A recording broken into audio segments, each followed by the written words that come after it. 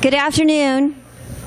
On behalf of the Ever Positive Celebration Committee, I would like to say it is nice to have the entire staff together here again at the high school.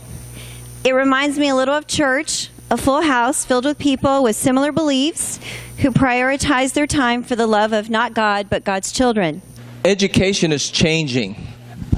Our parents expect change. Our community and businesses expect change in education. We can either ignore it, or we could be reactive, or we could be proactive.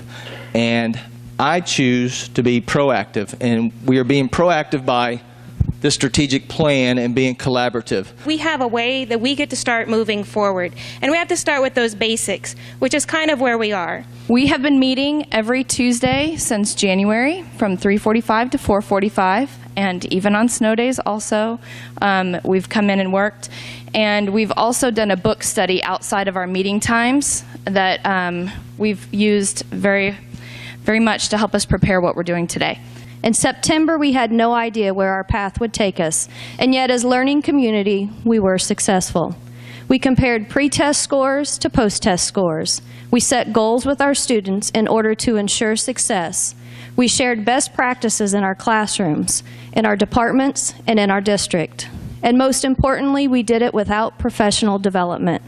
It looks different and it feels different in each room. But as educators, we must remind ourselves that not every person rides a bike the same way. So our team has been given the task to develop a plan to ensure that our school district has a dynamic infrastructure.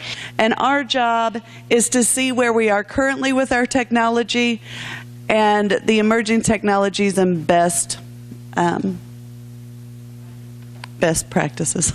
And we are taking models from all around different districts and trying to put them together to create a better one than we have. Ours is pretty simple, and we want to create a good one so all people have an opportunity to get good feedback. We've done a few things. We've had traditional research. We've researched best practices like most of you have. We've also, this week, we had a few of our group members visit Nixa, and they actually went on a field trip and got to learn a lot from them. And we've also participated in Google Hangout, or a Skype session with a school in Garden City, Kansas, as well as Springfield, New Jersey. Really, for us, the most valuable thing was when we had our very first Strategic Focus Friday, and we were able to gather information from you all on exactly what it is that you're looking for in a website.